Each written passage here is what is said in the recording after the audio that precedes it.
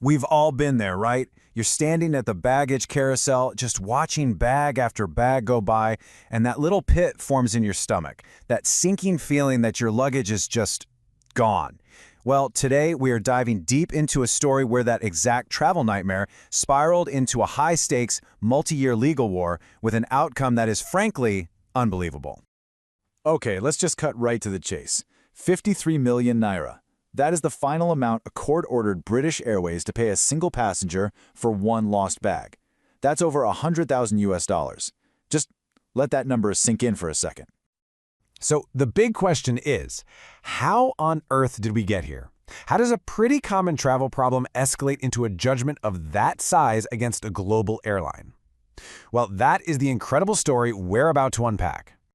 To really understand this wild outcome, we have to go all the way back to the beginning, back to one passenger and one single flight that kicked this whole thing off. So, meet Mr. Stephen Osho. He's just like any of us, really. He's at the airport, he checks his bag for a flight from Paris to London. The airline accepts it, they put their tag on it, everything seems completely normal. You know, just the start of a journey that would turn out to be anything but. And what's really striking here is just how long this took. This wasn't some quick, easy resolution. The bag goes missing in December of 2022. It's not until August of the next year that the lawsuit is even filed. And a verdict? That doesn't come down until August 2025. We are talking about a nearly 3-year-long fight.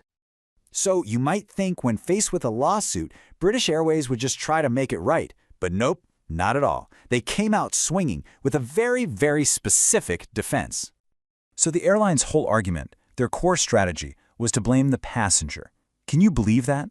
They claimed Mr. Osho was negligent because he'd supposedly left an old Air France tag on his back, and that's what caused the confusion and the loss. So because of that, they argued, hey, we're not liable. And even if we were, we should only have to pay a tiny amount. And this is where you can see just how far apart everyone was. British Airways suggested paying at most 60,000 naira, but the court came back with an award of 53 million. That massive difference. I mean, that's really the heart of this entire story.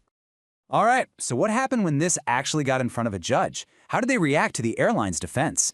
This, my friends, is where the story hits its peak. The judge, Justice Ibrahim Kala, he was not impressed by the airline's argument. He ruled that the moment British Airways accepted that bag and put their own tag on it, they entered into a contract. And when they failed to deliver the bag, they broke that contract. And, crucially, the judge pointed out that the airline provided absolutely no credible evidence that the passenger was at fault. The burden of proof was on them, and they completely failed to meet it. And the judge, he did not mince words. He said the airline's entire defense, especially this whole argument about the old Air France tag, felt like something they made up later. And then he said it collapsed like a pack of cards. Wow. That is a powerful, total takedown of their main argument. Now, this decision wasn't just made up on the spot. It's actually grounded in some very powerful international law called the Montreal Convention of 1999. You can think of it as the international rule book for airlines, and it's super clear. Once an airline takes charge of your checked bag, they are responsible for it, period. So, where did that giant N53 million number actually come from? Well, it breaks down into two main parts. The court awarded 50 million naira in what they called general damages. That's for all of Mr. Osho's hardship, his inconvenience, and his financial losses. Then they added another 3 million to cover his legal costs, especially since the case took so long to resolve. So, okay, this is one incredible story, for sure. But what does it actually mean for the rest of us every time we head to the airport? There are 3 huge lessons here. First, know your rights. You are protected by international law. Second, keep your proof. That little baggage sticker they put on your passport, it is like a golden ticket if things go wrong. And third, and this is a big one, don't just accept a lowball offer. This case proves that if you can show you've suffered real hardship, the courts are willing to listen and award serious damages. And all of this leaves us with one final, fascinating question. A ruling this big is a huge shot across the bow for the entire airline industry.